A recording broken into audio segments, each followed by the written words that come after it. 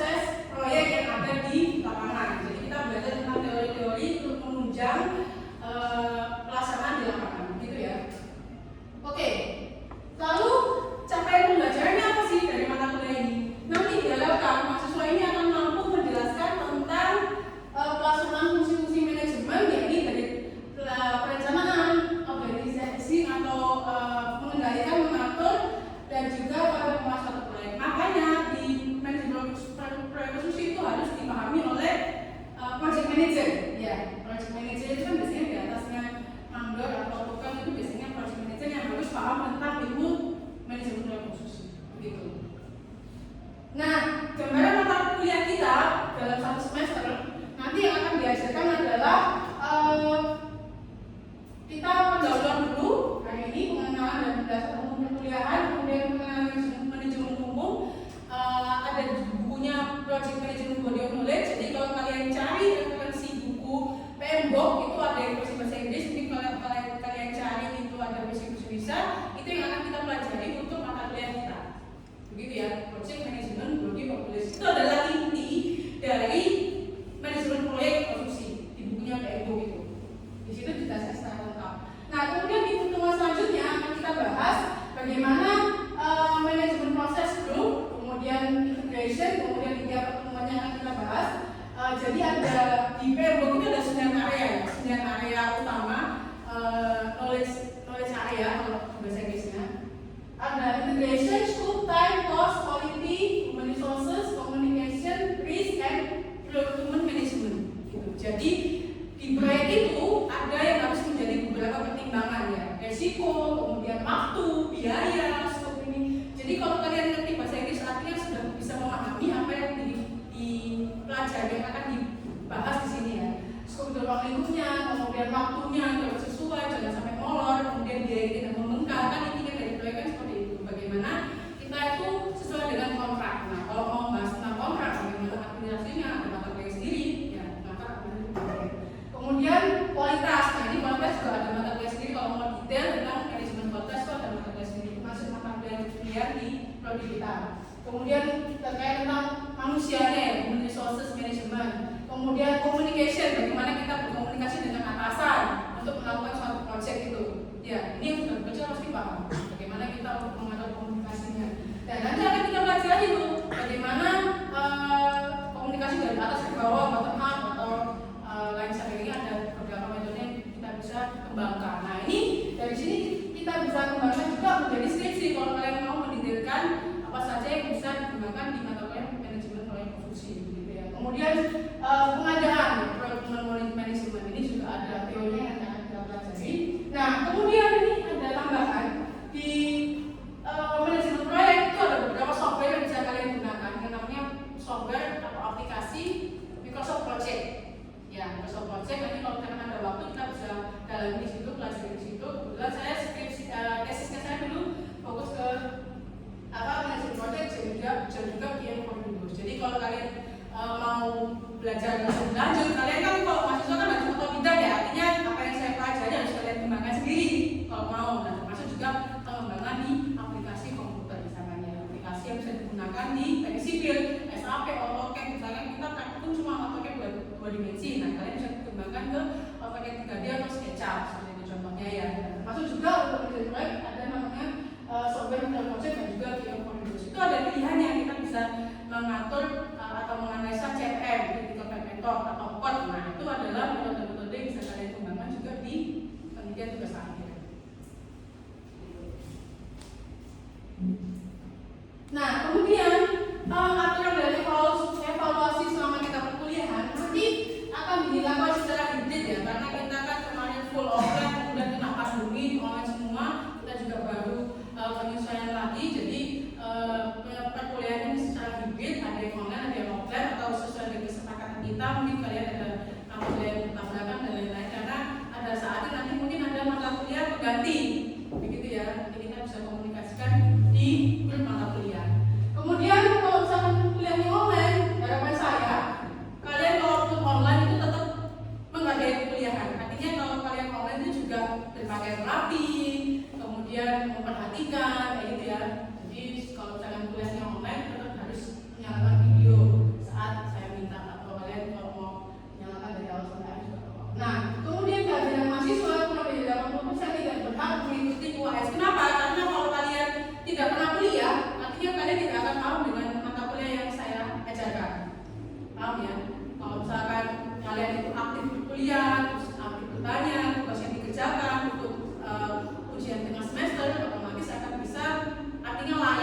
mengikuti ujian akhir semester. Begitu. Kalian kan sudah tahu, saya kan sudah yang pernah belajar dengan saya, pasti tahu kalau saya pasti akan nge-share nilai. Ya, tugasnya harus berapa, kemudian mengisi UTS dan juga UAS. Nah, kenapa kalian mendapatkan nilai B? Karena ada dasar-dasarnya gitu ya. Karena kalian lengkap untuk mengumpulkan tugas dan ujiannya bagus. Kemudian harus berpakaian rapi. Kenapa berpakaian rapi? Artinya kalian menghargai saya sebagai dosen, ya. Untuk artinya kalau kalian rapi itu kan menghargai apa yang diajarkan, menghargai kelas, menghargai forum ini, gitu ya. Dan tidak ada yang pakai sandal, pakai sepatu semua. Dan fokus ke pembelajaran yang akan diajarkan, nggak ada yang HP-an, nggak pakai topi, kemudian jangan kaos, ya walaupun kaos itu kaos yang merah, jangan berisik. Nah, kemudian evaluasi pembelajaran kita nanti untuk tugas itu 20%, ujian UTS dan UAS itu 40%. Ya, ini juga di sistem itu juga seperti ini perhitungannya otomatis. Ketika saya masukkan nilai kalian itu sudah otomatis di sistem itu 40% UTS, UAS dan tugasnya 20%. Nah, ini adalah tools yang bisa kalian kembangkan di manajemen produksi. Ada tools untuk Picasso project. Jadi ini adalah tampilan gancap ya. Misalkan pekerjaan ini mulai dari sana ini kan nanti akan ada teorinya, teori penunjangnya. Misalkan ini end to start, finish to finish, early start, finish start, last finish dan lain sebagainya. Itu ada di pembahasan time management. Nah, ini adalah gambaran dari output Picasso project. Ini adalah bentuk gancap. View-nya juga bisa dirubah menjadi network diagram. Itu juga bisa kelihatan mana yang masuk jalur kritis, mana yang enggak. Nah, kemudian di sini adalah software atau aplikasi Kianoidos. Nah, ini nggak kelihatan ya. Ini di sini ada banyak nih, ada project management atau CPM dan lain sebagainya. Ini juga bisa dieksplor nih. Ada linear programming. Nah, ini bisa digunakan kalau misalnya kalian ambil mata STS itu ada linear programming. Misalkan butuh nah makanya setiap mata kuliah itu saling berkesinambungan sebenarnya di mata kuliah. Misalkan tidak di manajemen produksi. Nah, ini bisa kalian kembangkan kalau kalian mau metodikasi sendiri atau pengembangan sendiri. Nah, ini adalah referensi yang saya gunakan ya.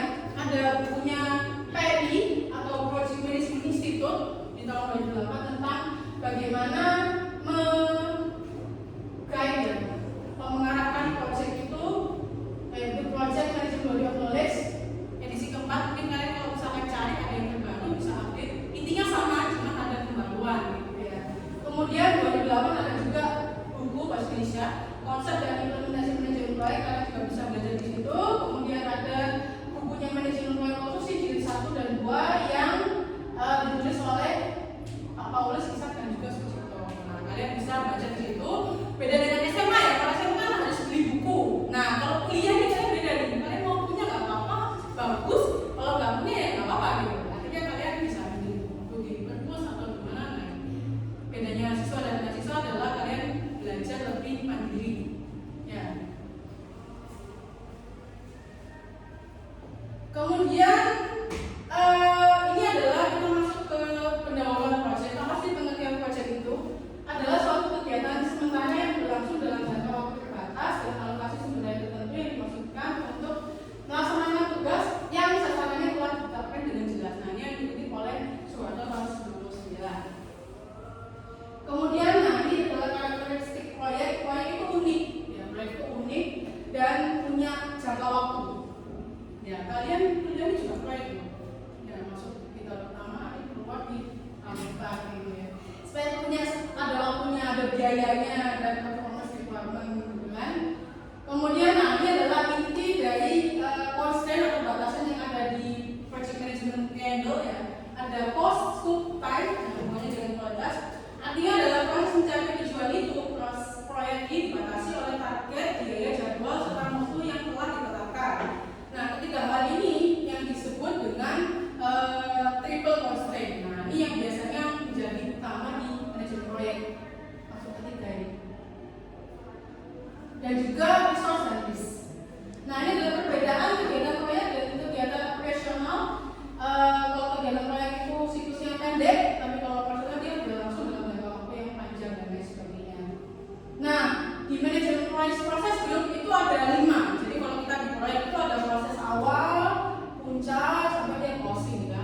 inisiasi dulu, planning, eksekusi, monitoring, dan juga closing penutupan proyek. Pasti ada batasan waktu.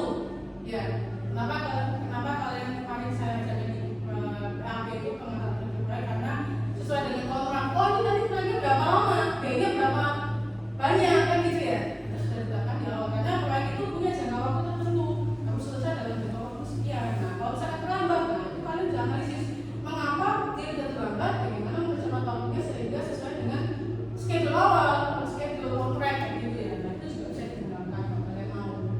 Nah ini adalah proses sebelumnya ya.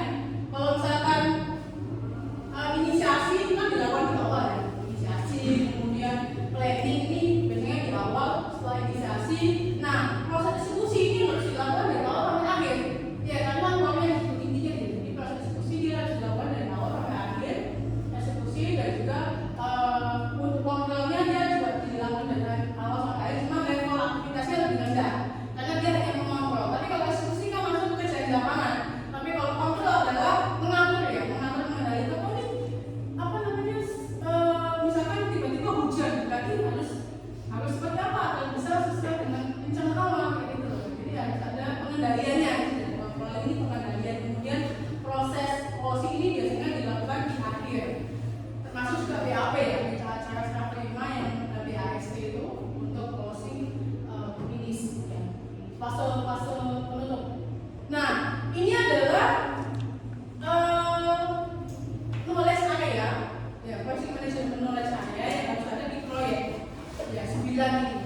Jadi ini harus kalian kalau bisa hafalkan ya. Integration, scope, time, cost, quality, human resources, communication risk, dan juga procurement.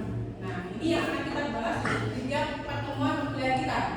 Ya, bagaimana ruang lingkup, waktu, biaya, kualitas, kemudian sumber daya manusianya, komunikasinya, risikonya, dan juga adalah project ya. Project itu meliputi aspek yang ke-9 aspek itu dan project life cycle. Jadi ada awal, kemudian eksekusi sampai akhir. Nah, di setiap aspek di project itu menentukan pengelolaan di setiap tahapannya untuk siklus hidup proyek ini menggunakan proses ya. Jadi dari proyek itu aspek dan life cycle ini membutuhkan proses. Artinya di setiap aspek itu pasti ada project life cycle. Maksudnya ya, misalkan di waktu itu pasti ada planning, eksekusi, controlling dan juga closing. Jadi di setiap aspek dari siklus hidup proyek. Nah ini gambarannya ya, gambarannya ini ditampilkan dari integration. Oh integration itu dari 5 siklus hidup proyek itu apa gitu kan? Ini adalah subbab yang ada di bukunya PMBOK gitu ya, project management 2012, angka-angka itu. Misalkan sebagai contoh di sini, project time management. Di siklus hidup proyek yang 5 itu tadi, artinya mengatur durasinya, kemudian definisinya, kemudian estimasi waktunya, durasinya, kemudian pengembangan dari penjadwalannya itu masuk ke planning proses dulu. Nah, kemudian monitoring controlling adalah mengatur untuk penjadwalannya, gitu loh. Jadi dari 9 area itu dia punya siklus hidup proyek yang 5 tadi, gitu. Ya, sampai sini bisa dipahami ya. Cost ini juga mengatur biaya, kemudian budget ini masuk ke proses planning, sedangkan pengendalian cost control ini biasanya cost control itu jadi satu jabatan sendiri loh ya. Di BP itu biasanya cost control ini jadi satu jabatan sendiri yang mengatur untuk biaya di proyek. Dia masuk ke tahapan monitoring controlling atau pengendalian proyek di siklus monitor controlling yang di siklus proyek yang keempat. Oke, sama halnya dengan quality resources, project communication management dan project procurement management. Misalkan di project risk management, di proses planning, di siklus hidup proyek itu, oh ternyata untuk aspek risk management di tahapan planning proses itu harus memerlukan ini, project risk analysis, project risk response planning. Di manajemen di sini juga ada jabatan-jabatan biasanya. Nah ini yang saya detailkan juga dengan mata manajemen kualitas. Misalkan kita fokus biasanya outputnya adalah jabatan QAQC gitu ya, quality control, quality assurance biasanya di manajemen kualitas ya, manajemen kualitas. Risiko ini biasanya dianalisis mana sih risiko-risiko yang masuk tahapan rendah, risiko sedang dan risiko tinggi ya. Kalau yang saya jelaskan tadi adalah project quality management. Oh ternyata quality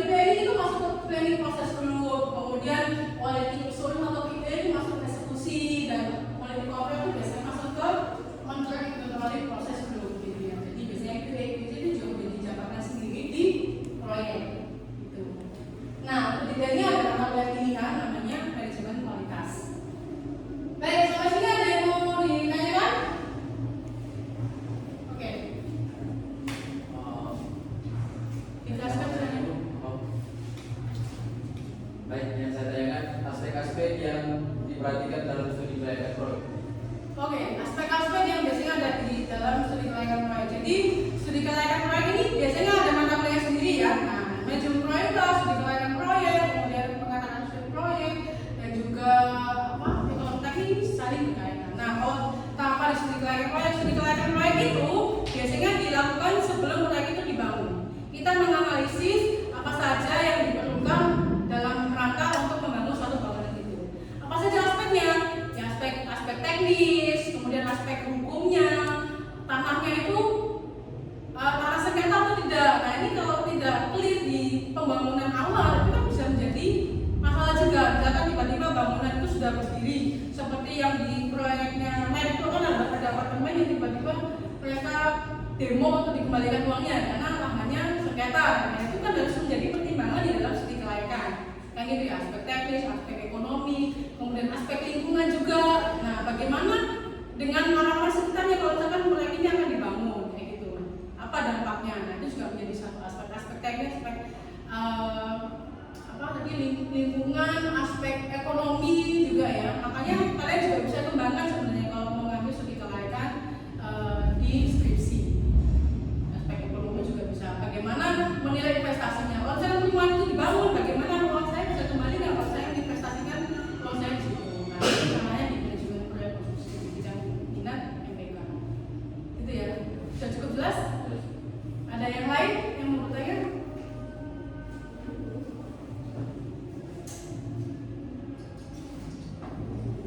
Ada lagi yang mau bertanya? Ya. Saya mau bertanya, apa hambatan atau masalah yang sering terjadi di proyek? Apa saja hambatan? Biasanya kan di proyek itu berbeda-beda ya. Kalau kita belajar atau melihat proyek apartemen, sama-sama apartemen, tapi kan tanahnya berbeda, kualitasnya berbeda. Sama halnya juga perumahan juga tipenya berbeda, unitnya berbeda, lokasi berbeda, biasanya menentukan. Nah, biasanya proyek itu berjalan tidak sesuai dengan rencana atau biasanya gagal itu karena tidak ada ini tadi komunikasinya buruk, ya, kemudian human resources-nya kurang, kayak gitu. Itu juga bisa jadi pertimbangan. Termasuk juga tadi aspek hukumnya itu juga bisa menjadi kegagalan dari suatu proyek. Ya, makanya pentingnya studi kelayakan proyek itu menangani hal-hal yang artinya kita bisa meminimalisir risiko yang akan terjadi. Termasuk juga di MPK ini kan akan diajari tentang risk management, bagaimana memanage suatu risiko. Gitu ya. Cukup jelas atau ada pertanyaan lagi? Gitu ya, Cama ya. Ya, terus yang lain?